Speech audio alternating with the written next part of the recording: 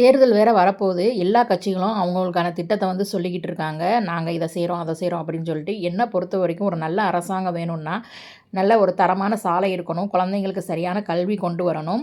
பெண்களுக்கு எதிரான வன்கொடுமைகள கடுமையா தண்டிக்கக்கூடிய ஒரு சட்டங்கள கொண்டு வர அரசாங்கமா வந்து இருக்கணும். எ எல்லா அதாவது மாணவ, மாணவிகளுக்கெல்லாம் வந்து பார்த்திங்கன்னா, ஒரு நல்ல வேலை வாய்ப்பு குடுக்கக்கூடிய நல்ல அரசாங்கமா வந்து இருக்கணும். எப்பயோ வந்து வெளிநாடெல்லாம் வந்து டாப் லெவல்ல போயிருச்சுங்க. எல்லாருமே வந்து பார்த்திங்கன்னா, மக்களுக்கான ஒரு அரசாங்கம் வந்து நடத்திக்கிட்டு இருக்காங்க. ஆனா, நம்ம ஊர்ல இன்னும் அந்த அளவுக்கு வரல.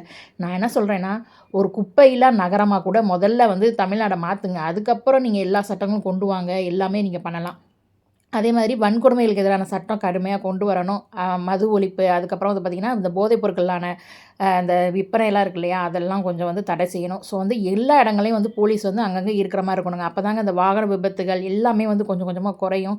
ஸோ இந்த வீடியோ உங்களுக்கு பிடிச்சிருக்குன்னு நினைக்கிறேன். நீங்க என்ன மாரி ஆட்சி அமையணும்னு நினைக்கிறீங்கன்னு கமெண்ட் சொல்லுங்க. தேங்க்ஸ் ஃபார் வாட்சிங்.